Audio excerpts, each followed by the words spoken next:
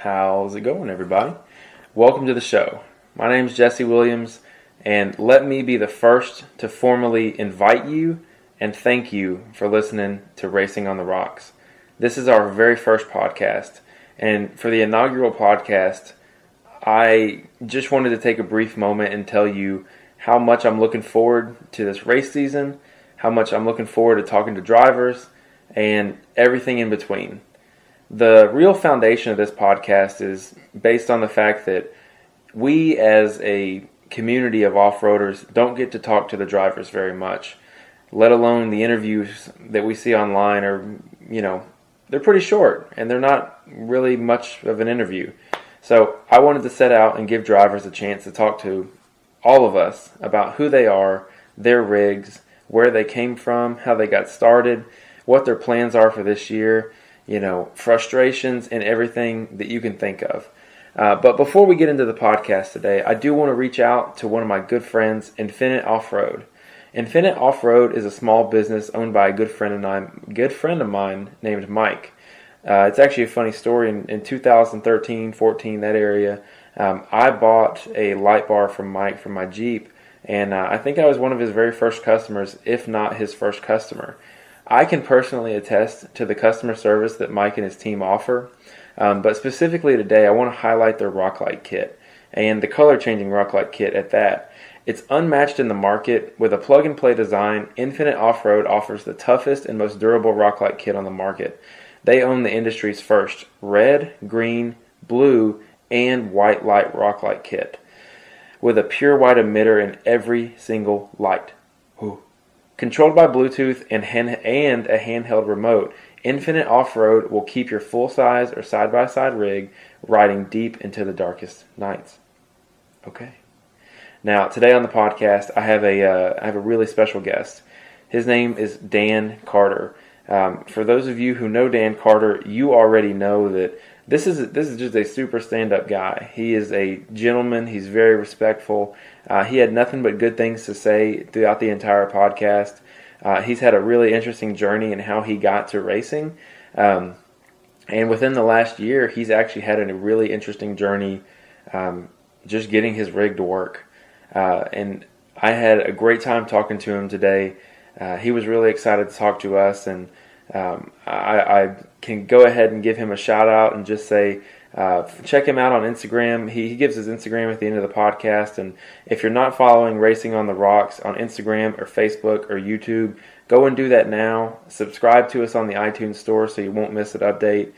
I'm just so excited for you guys to hear what I had to talk about with Dan, and we're going to be trying to do podcasts 2 times a week. It looks like we're going to be shelling out podcasts every Monday and Thursday is when you can expect to see new podcasts. So without any more of my talking and any more ads, let's get it rolling. Ladies and gentlemen, Dan Carter.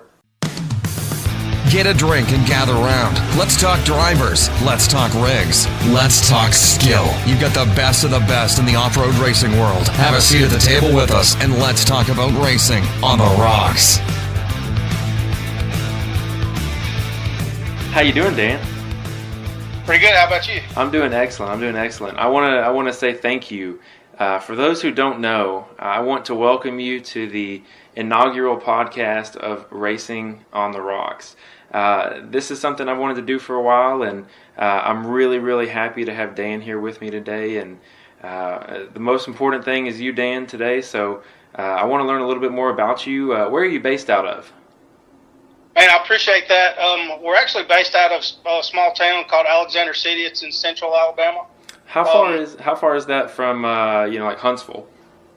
We're about 3 hours from Huntsville. Okay.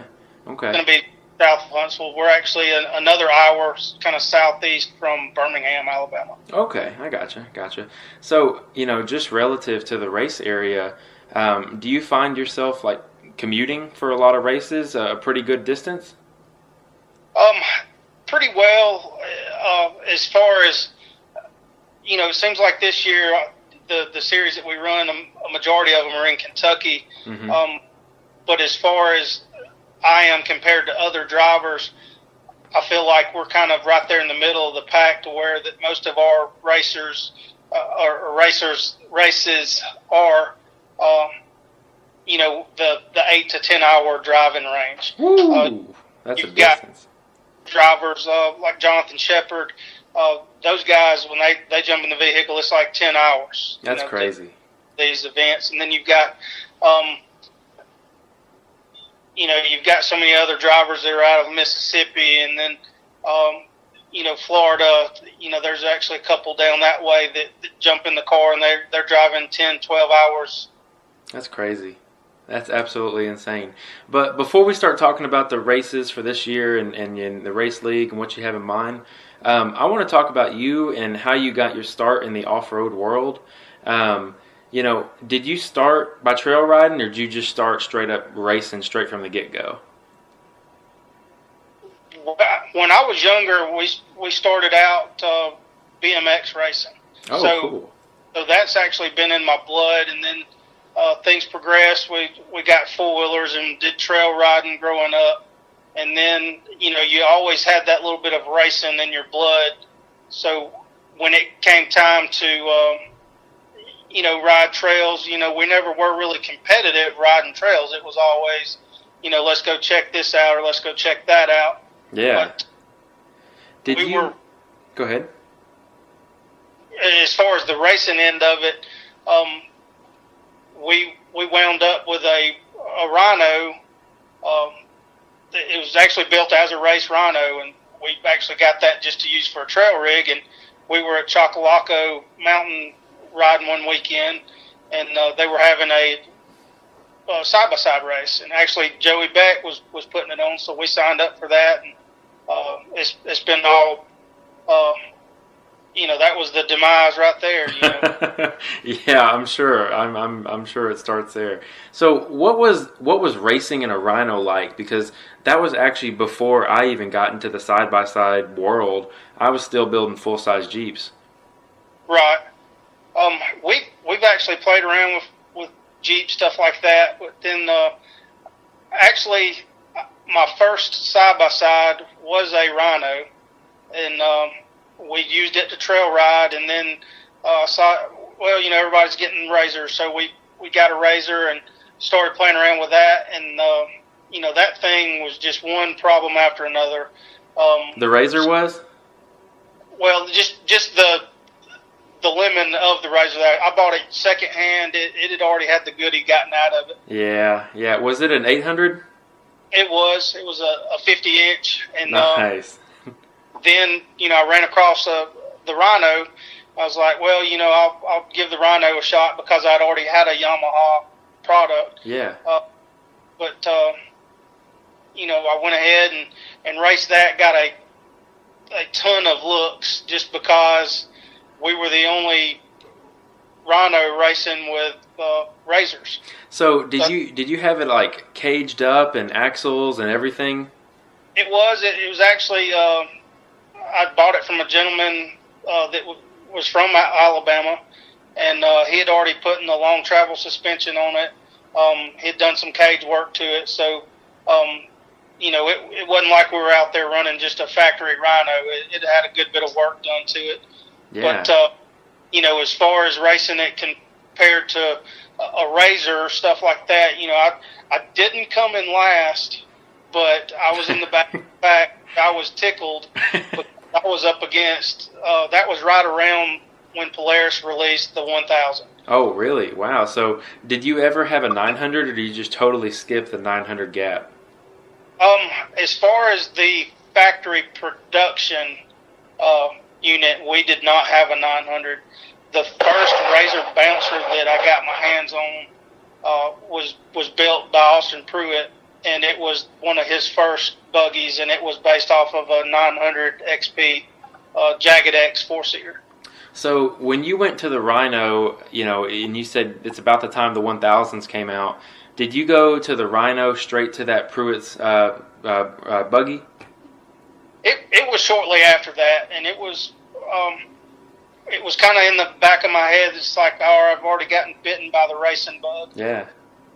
So I knew that that's what I wanted to do, and we've always had friends that had dune buggies, stuff like that, and I've always loved climbing hills in them, just playing around, woods course racing and stuff like that. So it kind of made sense to transition into that. And there's kind of a old saying that you can buy built stuff cheaper than you build it yourself. Absolutely. I've taken advantage of that before with my Razor buggy. Oh yeah. So go ahead. Oh, you go ahead. Okay.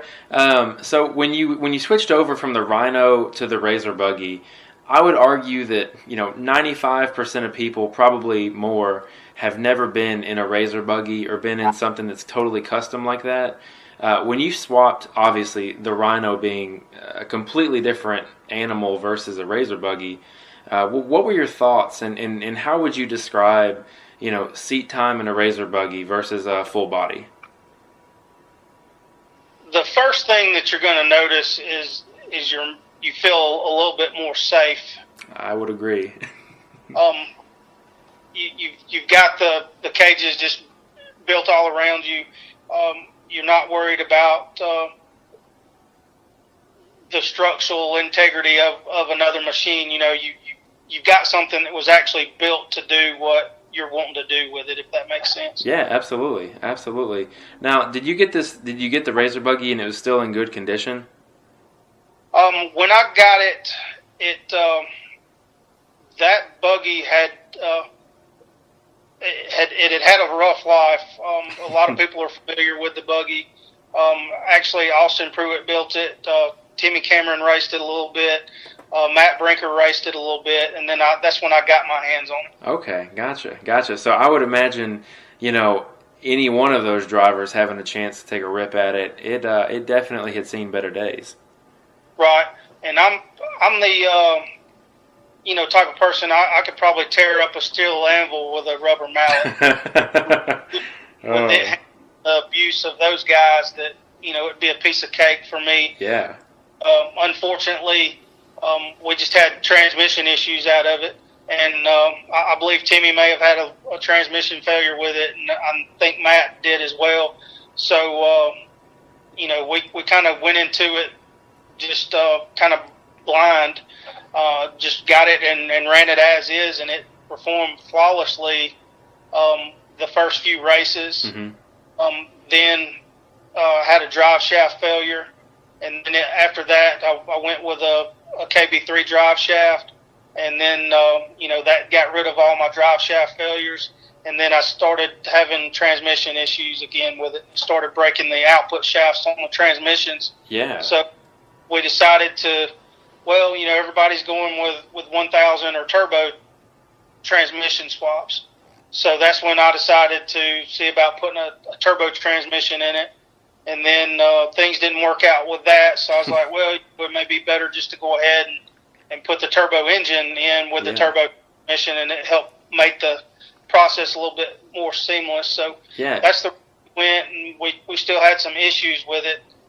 We signed up to run the ProRock last season, worked really hard on it, missed a couple of races, so we get to busted knuckle part to actually get some seat time in it and run a race. Yeah. We pulled out of the trailer going to the race hill, and the engine locked up. Oh. So that's awful. Yeah, it was just one of those, and I'm the type of person that if something's meant to be, it's meant to be, and if it's not, don't force it. Yeah, absolutely. So I just looked at it as, that wasn't meant for us to race that season, and, had a lot of downtime with the buggy. Wound up getting a full body razor from a really good friend and sponsor of mine, Ground Pounder Off-Road, Eric Galloway, and those guys came in, and they kind of saved my season last year by giving me the rental to run this past season. Yeah, I'm looking at your Instagram and I see pictures of that. But before we move on to the full body, I want to bring up something that I feel like I hear all the time, and I actually experienced myself. Do you feel like rigs sometimes, they just fight you tooth and nail? I don't want to use the word cursed like I'm superstitious or anything, but do you ever feel like some rigs are just destined to fight you its entire life until you give up on it? And, at what point, it sounds like you guys, continued to try and fix it and continued to try and deal with the issue. But, at what point do you say, like, okay, this rig just doesn't work, it's not going to work, and, do you sell it? Do you part it? What do you do? We got to that exact point with that rig, but I had already had so much blood, sweat, and tears invested in it, and it was a love-hate relationship. The guy that I got the engine from, David Newfield, UTV Performance, he is a wizard when it comes to UTVs and side-by-sides. So I called him up, and I just kind of told him what had happened, and the first thing I told him is, I'm not expecting you to make good on this. I just personally want to know what the failure was. So we were probably about 3 hours away from Atlanta, which is where Dave is stationed out of. And he was like, well, just bring it over. We'll look at it and see what's going on with it. Took it to him, and he noticed a lot of little things right off that needed to be done to the buggy. What are little things that need to be done? Like, what does a good eye see? He looked at the wiring issues that it had, that it just had kind of,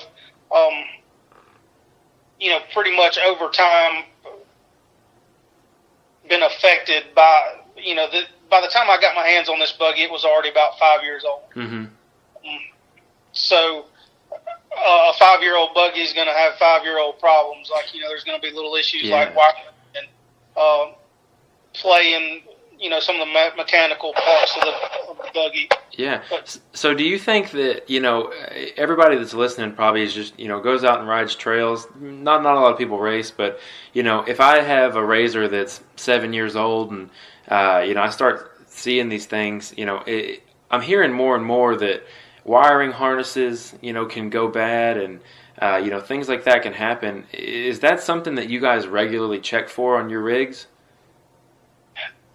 Every time we try to get behind the wheel, personally, I try to do somewhat similar to a pre-trip inspection. You want to do like a nut and bolt check and kind of look for mechanical issues that could possibly happen while you're, going down the trail. Or, something that, the battery's not charging right or something like that. You want to kind of look further into that to see what's going on. Other than just kind of turning a blind eye to stuff like that. Have you ever just seen something and then thought to yourself, it'll probably be all right, or you guys are lining up for a race and you're like, man, I hope that repair worked, or I know that this was a little loose, but I hope it holds? Oh, absolutely. There's a lot of the guys that race with us, they already bring the tool bags to the hills and parts, and I would not be ashamed to say 100% of the guys that race or trail ride are going to have duct tape and zippy ties in their kit. I mean, I've got both in mine, so that's pretty good. But anyways, back to your full body. So the full body you raced in the 2018 season. That was a rental? Right. It started out, Eric and Debbie Galloway, I met them at the end of, I believe it was 2017. We were running a straight-up race at Hawks Pride. And that was one of the first times I'd raced the buggy, and we befriended them, and they were running the woods course races, and just kind of there to support one another. So when my engine blew up this past season, he was the first to call me. He's like, I've got the full body. If you need it, just let me know. So I was kind of blown away that he would just his new RZR to me. Yeah, that's amazing. I had a race at Dirty Turtle. He's like, well, just come on up to Dirty Turtle, and then you can finish the season in the full body. Woo. So we raced Dirty Turtle, and we were the first one to actually climb. Well, actually, we got chosen to go first. Mm-hmm. Did a pretty good, solid pass, but ended up flipping right at the top of the hill. Ooh. That was probably the closest to the podium that I'd been then, so that got a little bit of taste to that. Yeah. So it's like that racing bug gets to going, and it's like you kind of get the glory of coming that close to the podium. So it's like an addiction that you just want to keep chasing. Yeah. But actually, I ran that race with the full body, and then I called him. I told him, I said, man, I'm not going to just beat on your rig. Would you be interested in just selling me the full body? Uh-huh. Well, he said, well, let me think it over, and he called me back a couple of days later, and then we hashed out a deal on it. Okay, so, cool. Yeah, that's it's pretty insane to me that someone would let you. Or I'll just tell you this: I don't know of a racer that I would lend my personal rig to, because I know it'll probably come back in 1,000 pieces, and it's kind of one of those things when it ends in 1,000 pieces. Sometimes it never goes back exactly how you want it. Right. So that's pretty cool. Like I said, they're super good people, which he knew that I was going to take care of it the best I could, and if I broke anything, I would definitely have fixed it. Yeah, absolutely. That I was the same way going into that. It's like, man, why in the world would anybody want to lend me something to just thrash on? Yeah. But it's something that is pretty common in the racing industry. You'll see a lot of the guys use rentals nowadays. Yeah, it's pretty amazing. Either that, or I see that individuals will bring multiple razors to the race, and that alone blows my mind too. But before we go into anything else about the race season, so after you guys got the razor, the full body, it's a turbo, correct? It is. Okay. After you guys got the turbo, I see that you guys, it looks like you bobbed the bed and put a cage on it. What else did you guys do to this vehicle? Actually, when I got the razor from Ground Pounder, he had actually done the bed delete and built the cage for it. So will you tell our listeners what's the benefit of a bed delete? And basically, for those not looking at the pictures, if you've ever seen a razor with the tail lights cut off and the rear fenders pulled in just a little bit, kind of like narrowing the body, it's something that's pretty common here in the South, and normally people will integrate the cage into it. But on the con side of it, you lose your rear tire coverage, and your engine is a little bit more exposed, and you lose a little bit of your bed. So, what is the benefit of that? Personally, my favorite is the ease of working on the engine. Yeah. Everything is exposed, but you're able to get in there. If you have a clutch failure, you're able to get there and get the cover off a little bit easier. Changing spark plugs, stuff like that. Yeah, that's true. The bed, but I'm not really sure who coined the phrase bed delete or what the intent originally was. But the reason that we did a bed delete on my first razor was just because everything was busted. The plastics were broken, and gotcha. There was really no way to stitch it back without it looking like a sore thumb. Yeah. But a lot of these guys, they'll go ahead and just buy a new rig, and then they'll take the bed off because they know that that's a good resale item, and it's going to get busted anyway, so they go ahead and take it off and do the bed delete. Yeah, that's true. It is. I hadn't thought about the actual resale of everything, because I'm sure you could get some good cash for that. But, I mean, even so, if you see a razor going down the trail and it's got a bed delete, I feel like every time I do a double take, because, although it may not be super practical, it is super cool looking, and it really can set your razor apart. Right. So, go ahead. it definitely gets a lot of looks, especially one of the first races were a little bit further north.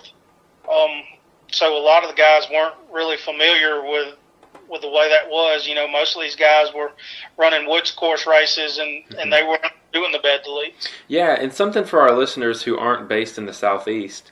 A lot of times, out west and Midwest, and if you do any extensive trail riding like at Windrock, Brimstone here in Tennessee, you want to have that bed so that you can carry gear. But in the rock racing series in the South, pretty much all of the parks are oriented in a way where you're just a walking distance from your truck, which ideally your truck has spare parts or whatever, tools, whatever you would need to make a repair, whatever you'd need to have on the trail.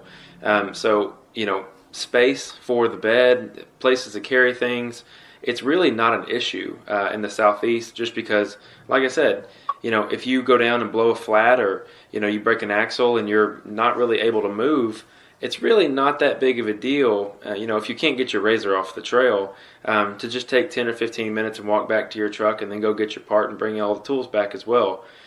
So that's something I commonly see online. Is a lot of the guys out west think it's kind of silly, but it definitely serves a purpose. And I can tell you on multiples of my buggies, I've just smashed those taillights up. So I should have done the bed delete rather than trying to make it work and refurb everything.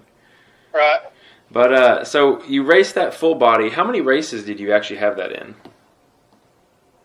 Well, I pretty much ran the whole season with SRRS and ProRock, which is ProRock, Pro UTV. Yeah. So what's the for those listening who aren't as familiar, what are the two differences between those series, and what do they have to offer that makes them unique?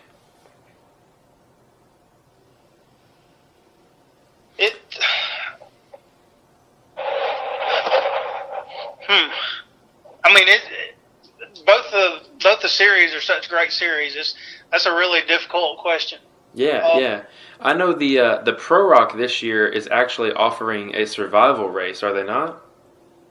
They are, and they toyed around with it some last year. Yeah. They did a survival race. He wasn't going to do it at every event. It was one of those things that he just wanted to kind of try it out and see how it went. Mm-hmm. Joey had a pretty good turnout with the ProRock guys. He actually wanted to do something for the UTVs. He wanted to do something for the big bouncers. And then he wanted to make it also to where if the average Joe with a Jeep Cherokee with some lockers, wanted to participate, mm-hmm. Able to have a class as well. Yeah. But they kind of did that last year, and it picked up, and he's going to continue doing that as well as the hill climb and bounty stuff, and it's kind of fun for the whole family. Yeah, absolutely. I know as a fan, it's really easy to go watch the hill climbs because it's in a centralized location. As a fan, I just pull my chair up, drink some beer, and watch these guys go up the hill, flip down, and it's a really good, entertaining show. But I think that the competitiveness in the endurance racing might even beat the hill climbing, because you get to see these guys go out there on the course, whether it's short course or a woods course, and battle head to head, and that's something that really the East in the side-by-side realm has never experienced before. Right. So I think it's a really cool thing that they're adding. So you finished out the season in the full body. Did you by chance, do you have any parts that you recommend for people in full body? Because, for those, again, who haven't seen the hills that they climb in the Southern Rock Racing Series or Pro UTV, these hills are no joke. They're straight up as straight up can be, and it takes a very serious machine and a very skilled driver to make it up the hills. So parts-wise, before we talk about your driving ability, parts-wise, how did you hold your machine together? What do you recommend? Well, whether you're racing or just trail riding, the first thing I recommend is, a cage, depending on what you're going to be doing. A lot of people were bashing the machines because, so-and-so rolled his machine over last Saturday riding, and it totaled his machine. Mm-hmm. Well, these machines aren't designed to barrel roll down a hill and keep riding that same night. Yeah, absolutely. They design these machines to where if you ever were in a position that would roll over, that cage would save your life, and which they've done. But in order for that part of the machine to work, everybody needs to understand it don't take 5 seconds to put a harness on. Yeah. And I've actually lost close friends, and I'm sure everybody knows somebody that has lost their life in one of these machines, or knows somebody that personally knows somebody, just for the lack of not wearing a safety harness. Yeah, that's something that I've brought up in previously recorded podcasts over and over again. However you want to cut it, however you want to look at it, there's really no reason at all you shouldn't have some kind of safety harness, or at least wear the stock seatbelt. You're one misstep, one missteer from being over on your side, and at the very worst, you end up with a head injury, or you lose your life, and it can happen that fast and that quick. And I see guys riding with their seatbelts off during trail rides and all that, and it's just not worth it. I just don't understand. And all of my listeners who are very smart people and very wise past their years know that you should always have your seatbelt on. If that thing's in drive, you should be buckled up. Right. And I can't. I know it sounds silly. Well, we're just going to back the machine off the trailer, or we're going to just load up. I've seen several accidents in the parking lots. Yeah, I know. Unfortunately, I think that there was a bouncer accident a few years ago in a parking lot that resulted in a young woman's life. Right. So I hate to hear that, but absolutely something that's worth mentioning on every podcast. But back to what you were saying, do you have anyone that you recommend for cages? Austin Dunn with Gatekeeper is a super good guy. I met him at I believe it was the Race to Riches this past year. My first run, broke a drive shaft, and we were parked right behind those guys, and he was the first to come over, check, see if we needed anything. Yeah. And with him just being right there, he let me borrow his jack, and I went up and returned his jack and started looking at the cages that he was building. Mm-hmm. It looks like every one of his cages are built with a machine. That's amazing. Yeah. That's how precise they are. And he's just a good guy to do business with. He's usually at every race that's within the Southeast, he tries to get out to a lot of the events. He's on social media. He's a good guy to probably look at as far as cage building goes. Yeah, absolutely. So what about tires and wheels? What do you like to run? This year we're going to do a variation of tires and wheels. I've always kind of been brand loyal to race lines. Yeah. I've had one failure with a race line, but Bryant Dunnigan with Rock Life Off-Road, he helped me out with it, got me a new one back within just a matter of days. So they've been pretty good. As far as tire goes, we've always just kind of ran a Bighorn or the Maxxis Carnivores. Yeah.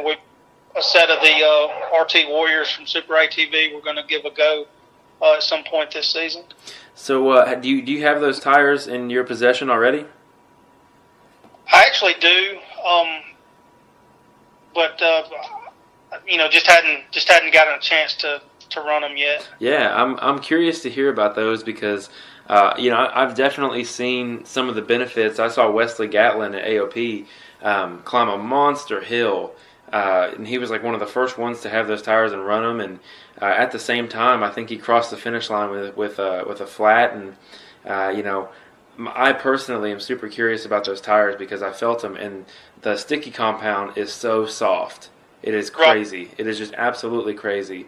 So for anyone looking to give us some pointers, Racing on the Rocks on Instagram, hit me up and tell me about how your Warrior tires are. But what about axles, driveline? You guys have anyone that helps you out? Actually, I started out running a set of axles, and it was every time I turned around, I was having an axle failure. Yeah. And decided to look at what I was spending on axles, and then what it actually cost me. I can think of a few races just right off the bat to where I had an axle failure, and I was probably in the top 10 at that point, and lost position just to an axle failure. But as soon as I bit the bullet and went ahead and got with the guys at RCV, and the guys out there just kind of took me under their wing and answered all the questions I had. I'd already had a set of RCV axles in my chassis, so it only made sense to go ahead and put them in my full body as well. Yeah, absolutely. So where did you end up finishing, at the season all said and done? How'd you end up doing? I don't really know where we stood points-wise, because the style racing we do is basically a bounty. Oh, yeah, that's right. So some of the guys don't really keep points. Back pretty much the first season that I did run was a woods course setup that we ran with Dustin Robbins. It was a little series called Razor Aid. Yeah. We actually pulled off a 7th place overall for the season, and that was my pretty much rookie year driving. Yeah, that's great. That's really, really good.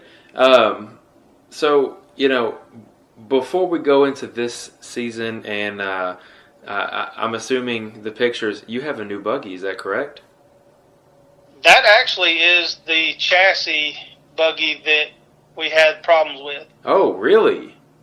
When I took that machine to Dave at Complete UTV Performance, yeah, the first thing he noticed was that the turbo was too close to the driver and passenger's seat. It kind of came through the firewall. Yeah. And concerned that if I were to ever roll that machine and my arm hit it, it would, that'd cause a severe burn. Yeah, absolutely. He said, I want you to take this thing home, and I want you to take and extend the motor mounts back, 3 or 4 inches, to set that back some. So, I didn't know what I was doing. I got home. I'd actually talked to a couple of different people about doing the work for me, and it just didn't make sense for a fab shop to tackle that, because some of these guys are just super good guys. Mm-hmm.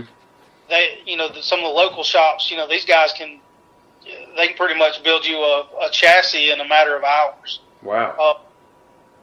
Tim Meeks with Rocky Hollow he'll have those things pumped out in no time. Yeah. But, him and I talked about it, and it's more labor intensive to actually for him to go in and take and cut and move that thing back. So, I'd always played around with, tube benders, welders, cutters, torches, stuff like that growing up as a kid. And I was like, well, there's nothing to it except for to try it. And if I booger it up, somebody else can step in at that point. But we went ahead, and it took a lot of late nights to cut and stretch that machine. We just basically back halved it, and I'm thinking there's pictures on social media of the process of that, where we'd actually move the engine and transmission back. I wound up with about 6 inches. Had a lot of help from Dustin Stubbs with Sinister Fab Works. He went ahead and cut some stuff for me. Dave was a big help with that. David Maddox, he had done the back plate stuff for us. And, just a lot of guys stepped in and helped us get that machine ready. Yeah. It's actually funny. I have Tim lined up for an interview next week. So shout out to Tim. We're going to get him and talk to him about what he actually does fabricating that stuff. But what I want to talk about, and probably one of the most iconic moments of 2018 for off-roading, was RBD of 2018. So for those who aren't familiar, they had it was a bounty hill, correct, Dan? Well, yeah, it was a bounty hill, and that hill was actually climbed by big buggies at one of the outlaw races. Okay, and go ahead. To the date, it was pretty much the RCV came in and stepped on board and claimed that to be a UTV bounty hill. Whew. So I personally wasn't there, and I know that videos and pictures don't do anything justice in the off-road world. But if you haven't seen it, check out Mad Ram 11. Dan Carter Racing has the pictures. It's everywhere. But you sent your buggy to a different planet. You sent it so far up in the sky that I'm sure everyone standing there was just like, what is this guy thinking? So talk to me about it. Like, had anyone made it up, or any gotten close to making it up before you went up there? When we had the drivers meeting, there were probably 8 people signed up to run the hill. I believe there were 2 people that had tried it before I had. Mm-hmm. I spent a lot of time looking at that hill. The slope on the hill reminded me a lot of the hill that we ran for the Rush Anniversary Bash with ProRock last year. Yeah, I would imagine that it's pretty serious because, again, for those who haven't seen it, please go Instagram, MadRam11, Facebook for RBD 2018. It is pretty much what looks like what you would imagine as a dried up waterfall with a little bit of dirt at the bottom. And Dan started a little ways back and just nailed it as hard as he could, and just his buggy just shot straight to the moon. I don't know how high you think it went, but it's looking like it's at least 3 times the length of your Razor. So, I'm thinking it's well over 20, 25 feet you're in the air. Right. Clyde Bonham was up top. He's with the SRRS, and he was doing some recording that day as well. And I believe a few of the guys kind of took each one of them's footage and kind of meshed it into one. Mm-hmm. But if you do look at the video, I believe there's some of his footage on there from the upper side, but it was a pretty good bit. But my intent was to hit it the way I hit the hill at Rush in the full body, is just hit it right up the center in hopes that it would propel me to the top. Yeah. But I actually picked the machine up from Dave, UTV Performance, the week prior, so I didn't get a chance to have any seat time in it. Yeah. The engine still had less than an hour on it. So he wasn't happy about the way I broke it in, but yeah, that's... yeah, I'd imagine so. That's crazy. So, we're looking at this, and when you say just to hit it up the middle, this is a testament to your courage and just not having any fear, and B, there really is something to just sending it straight up the middle and staying in it and being committed. What do you think launched you back off the wall rather than pushing you a little bit more forward where your front end would have landed on the top of the hill? When we recentered we actually slid the engine back a little bit. We had to redo the shock towers on the back of the buggy. Mm-hmm. Just didn't have the shocks set up to take quite that much of an impact. And to the ones up front, like I said, once I got in that buggy back, it was a whole different machine. We went from pretty much being used to driving that thing as a 900 to mm-hmm. putting a turbo in it.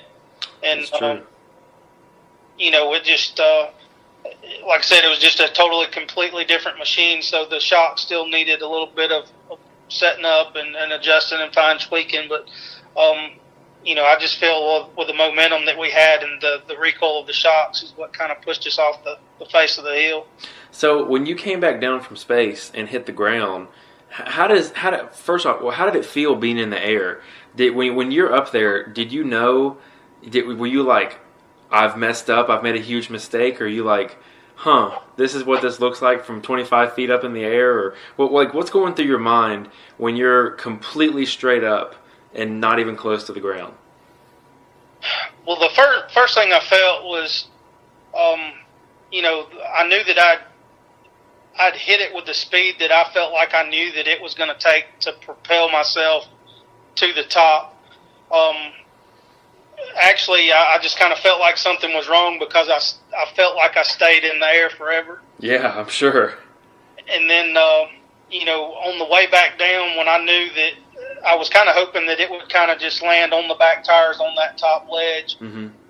But after it felt like it dropped about 10 foot or so, I knew it was going to hurt. But Ground Pounder hooked us up with a containment seat last year before the buggy, ever had any issues. And I'm now a firm believer in the containment seats. It's actually, when I hit, the first thing I heard Joey Beck yell was "hit it again." I was just excited to know that my welds and fabrication skills held up. Yeah, that's good. It was still intact. So, when he said "hit it again," I knew he knew that everything would be okay to hit it again. But so we hit it again. But unfortunately, it did tweak the trailing arm just a little bit, so it kind of threw the back end around a little bit further than I wanted to. So it rolled us again off the ledge and then off to the side, which actually hurt a little bit more than the first attempt. Really? But overall, I'm tickled of how the buggy turned out. Just that it did, tweak that trailing arm just a little bit. The RCV axles held up perfectly. Yeah, there's a picture on your Instagram where you tore off the trailing arm, and you got a picture of you, 180 degrees in the air, and then your trailing arm's obviously pretty bent bad, and you pull that RCV, and it looks like it's in, just needs a grease and ready to go. Right, I basically took the mud out of it and cleaned it up and packed it with their, RCV grease, spec grease, put that back in there, and we were good to go. So we're going to same axles this year as well. That's amazing. That is absolutely amazing. So, moving on, I saw you at AOP after this race. Now that you've had more seat time in the buggy, what corrections have you guys made, or what changes have you made, or is it just a matter of learning how to drive something that's totally different? Well, I'm used to the turbo power from running the full body, but it just had been that I was somewhat used to, the power of the chassis with the 900 power plant in it, then upgrading to the turbo engine.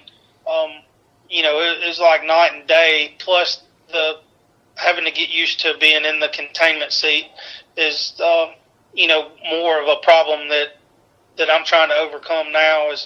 Is once you're strapped in with arm restraints and the neck device and the containment seat, there's not much wiggle room in there after that. So just trying to get back used to all that is pretty much what I'm trying to overcome now. Yeah, so when you roll over and you're in that complete system, I personally am one of those guys that if I get too restrained or I'm held down in a weird situation, I freak out.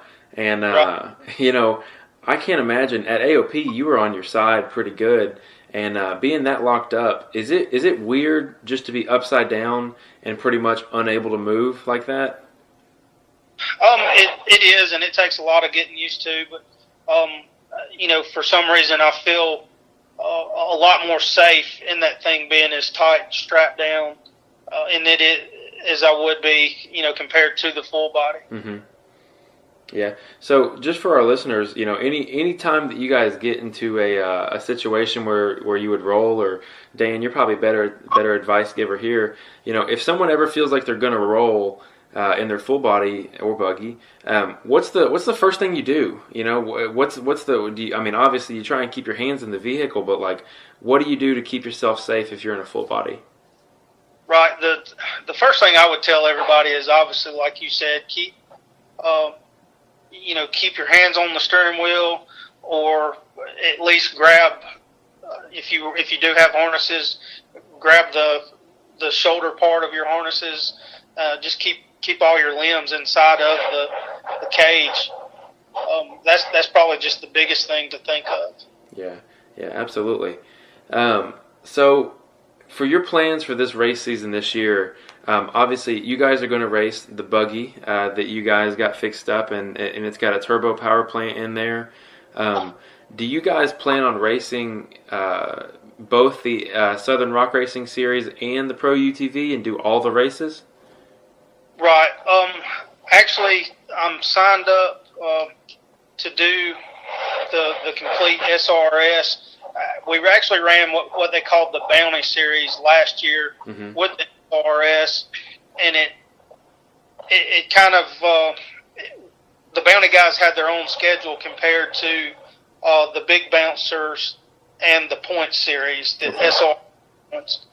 Okay. So some of our events were held at the same parks, but they were weeks apart. Okay. So what their intent this year is to still run the Bounty Series, but they're having the Bounty events at some of the Point Series races. Okay. So we're going to be running, from what I understand, the same hills as the Big Bouncers. Whew. Now I've been there and seen those bouncers. Those bouncers, I feel like, could climb a straight up brick wall. So, do you, as a side by side driver, does that alarm you, or how does that make you feel to know that you're going to be racing on the same hills as the bouncers? We've done it a little bit in the past. It's the only thing that, in my opinion, sometimes it can help you and sometimes it can hurt you, depending on who goes first. If the Big Bouncers go first, there may be a chance that they rut the hill up pretty badly, or create large potholes or move big rocks from one spot to another. Which could hurt some of the smaller UTV guys. And then on the other hand, it could help just to the fact to where they may fill up some of the bigger holes, or move some of the bigger rocks that would potentially be in the way for the Bounty stuff for the UTV guys. Yeah, that's very, very true. So, again, what races, just a rough outline for our listeners, if they want to come get some, I see you have Dan Carter Racing koozies. If they come find you at a race, or let me ask you this first, what races can they find you at this season? If you go to our social media, I'm trying to be a little bit more active on social media this year than I was last year. Sure. We're pretty much going to be at a good bit of the SRRS and NRRS races, and then all the ProRock races we'll be at. All right, cool. And since you mentioned all the ProRock races, that means you have a race March 2nd, which is actually this weekend, correct? Right. We've been stressing out about that. We've still got a little bit of stuff to do with the chassis and the full body as well. I'm going to be giving giving the survival racing a try, just to help kind of ease the nerves on Saturday morning. So we'll see how we stack up against some of those professionals. Have you raced at Dirty Turtle before? I have. That was actually my first race in the full.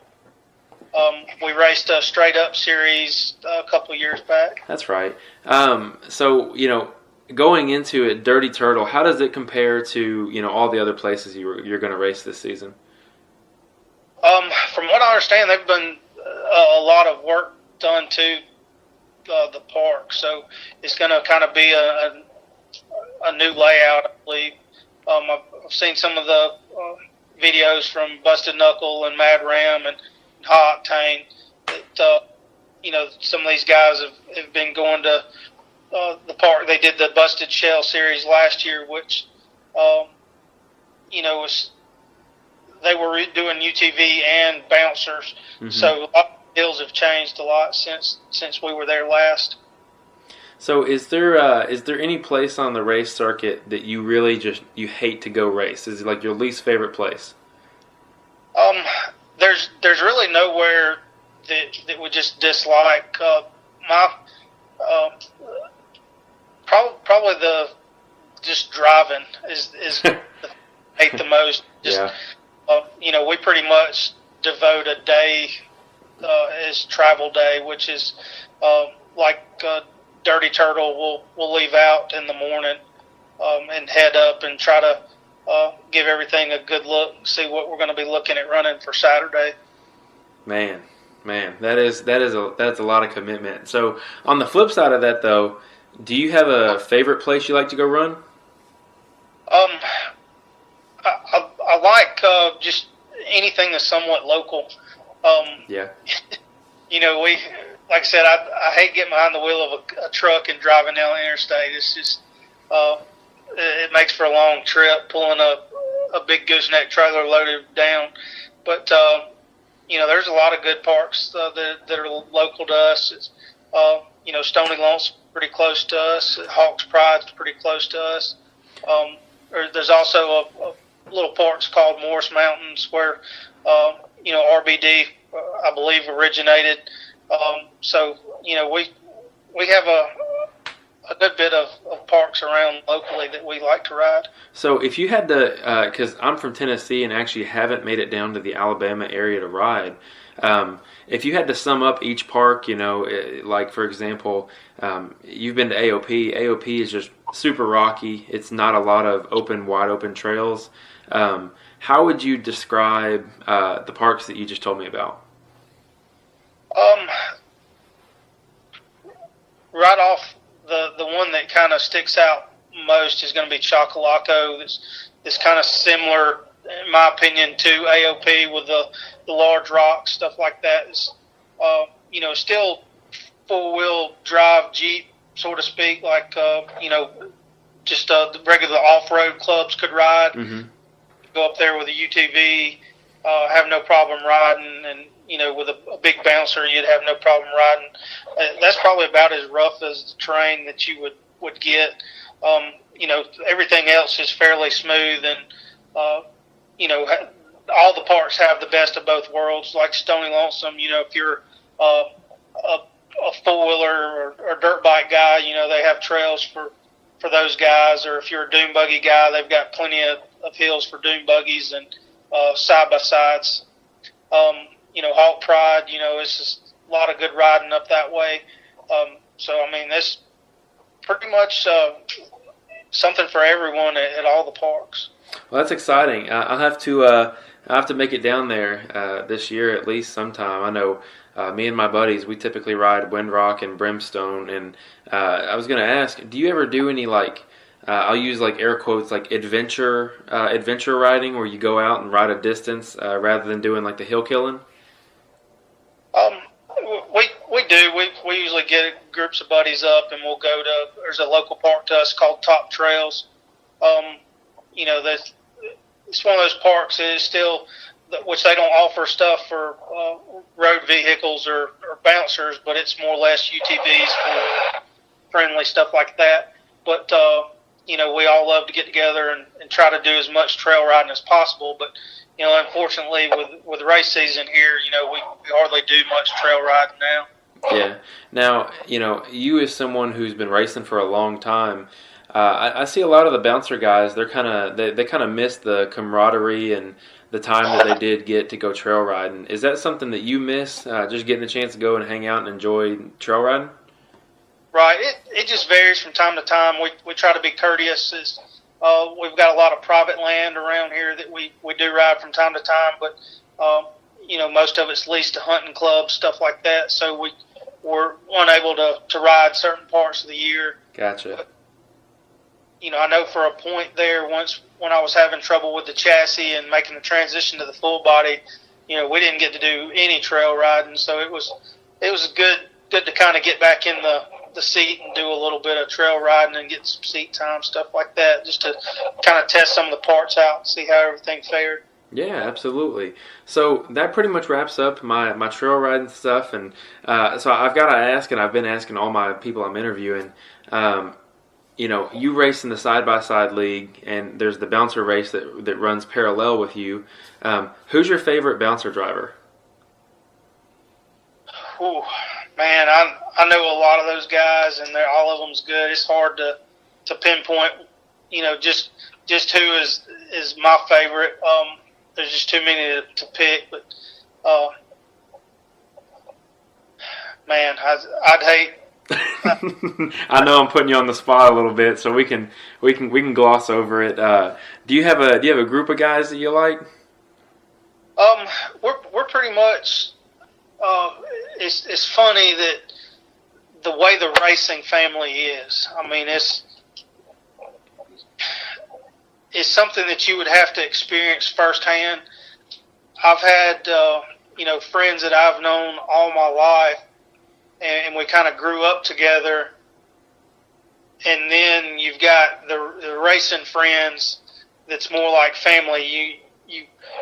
You're more.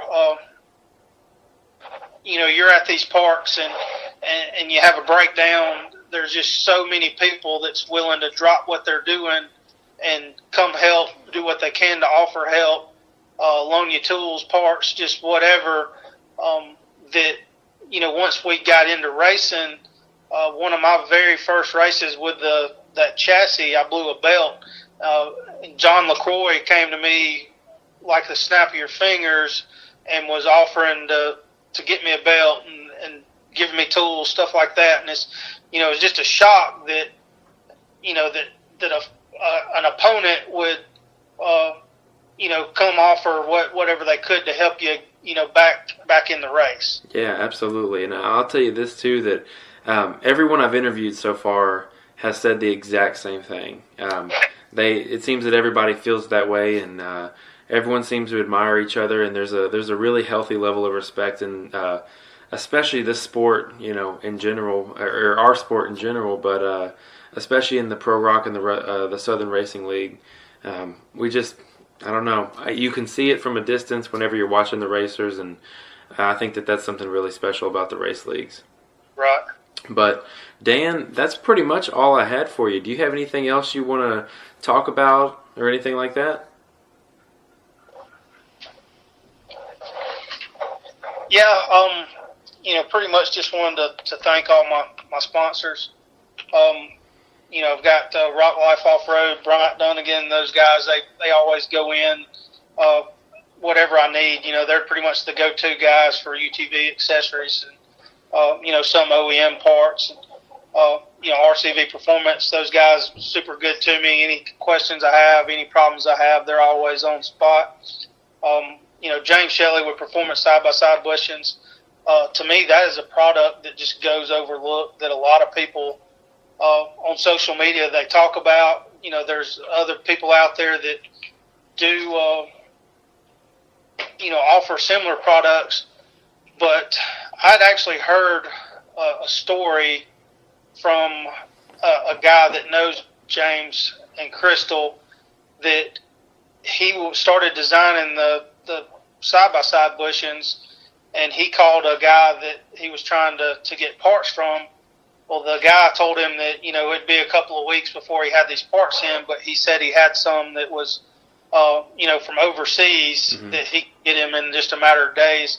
And he actually shut down until he could get made in America parts to put back into his product. That's amazing. So that, to hear that, that's just amazing that somebody would do that. And some of these companies and products that are on the market today, it's, whatever I can get my hands on cheap to pump out, make bread for the table, people are doing it. But, then you have guys like that just stand up hey, I'm not going to pump this product out until I can say that it's made in America. Yeah, I absolutely love that. And then, ground pounder, I would not be as far along in my racing career as I am now without the help of those guys. Dave Newfield with Complete UTV Performance, he pretty much saved the show. Dustin Stubbs with Sinister Fab Works, he's jumped in, and anything I need, he's always dropped what he's doing to help me out. If it was, anything from cutting tabs to welding up, certain products and stuff for me. Then Todd Keller with Keller Performance, he jumped on the bandwagon this year, and we're actually in the works with him on some products. And then Rick Nicholson with he's an independent AMSOIL dealer. He's been helping us out and getting us some products to run and test out this year as well. Cool, man. That sounds great. Anyone else you want to give a shout out to? I would probably get in trouble if I didn't mention the help from my better half. She's pretty much the backbone of the operation. She's does anything from navigating to tell me when it's time to stop for snacks on the highway. Yeah, that's great. That's great. That's always good to hear. I think that having your family support behind racing is the only way that you can not only be successful, but that's the only way that you can even really get the job done. Right.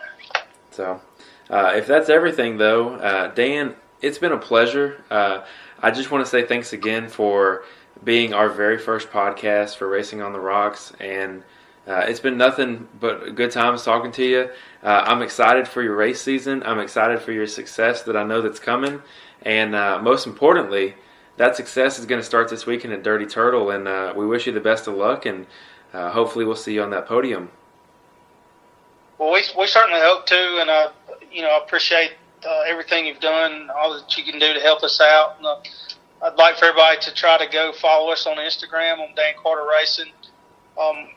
Basically, quick story, what we did last year, we went to these events and threw out T-shirts and huggers, stuff like that. We did a little deal where we would ask people to tag us at Dan Carter Racing Swag, on, like the hashtag on Instagram. So at the end of the year, what we did is we got with David Uptain and bought a ticket in the Razor Life giveaway. Yeah. And we gave it to, the winner was Chris Luttrell. So we entered him to win a side-by-side, which unfortunately somebody else won it, but I'm sure if he would have won it, he would have been grinning ear to ear. So we're going to look forward to doing that again this year also. Yeah, I'll start tagging some pictures, and I'm going to try to get my name in that hat, because an opportunity to win a side-by-side is something that's unheard of. So I know your fans appreciate that, and I know they've appreciated hearing from you. Oh, yeah. All right. Well, Dan, that's going to wrap this up, and again, thanks for joining us. Thanks, sir. All right.